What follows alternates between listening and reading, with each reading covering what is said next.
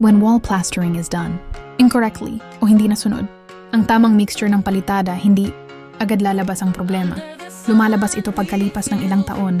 Madalas nangyayari ito kapag maraming maso ng sabay-sabay nagpapalitada at kanya-kanyang timpla ng semento, buhangin, at tubig imbes na sundin ang tamang rasyo sa karamihan ng local job sites.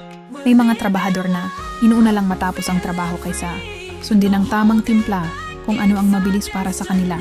Ang ending, inconsistent strength ng plaster o palitada sa isang pader at nagiging hidden problem na lilitaw lang in the future kapag kulang ang supervision ng contractor, engineer, architect o site supervisor.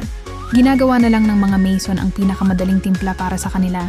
Hindi nila alam na malaking epekto ang tamang rasyo sa tibay, kapit at lifespan ng plaster. Dahil nasa loob ng pader ang mali, hindi agad mapapansin ng may-ari. Pero pag tumagal, humihina ang plaster, pumapasok ang moisture at lumalabas ang mga bitak. Sa mas malalang kaso, parang structural cracks na dahil lalo pang lumalabas ang galaw ng pader dahil sa mahinang plaster at mortar. Para maiwasan ang ganitong long-term na problema, kailangan mag-work closely ang architect at contractor sa mga trabahador bago magsimula ang plastering. Sa umpisa pa lang, dapat malinaw na ipaliwanag ng architect kung ano ang tamang mix, bakit kailangan sundin, at ano ang bawal gawin. Dapat maintindihan ng lahat na ang shortcut sa construction, hindi makikita ngayon. Makikita sa mga susunod na taon kung kailan wala na ang lahat, at ang homeowner ang magbabayad para ayusin. Isang practical na solusyon ay mag-assign ng isang trained na tao na siya lang gagawa ng lahat ng mixing ng plaster, mortar, upang CHP na materials.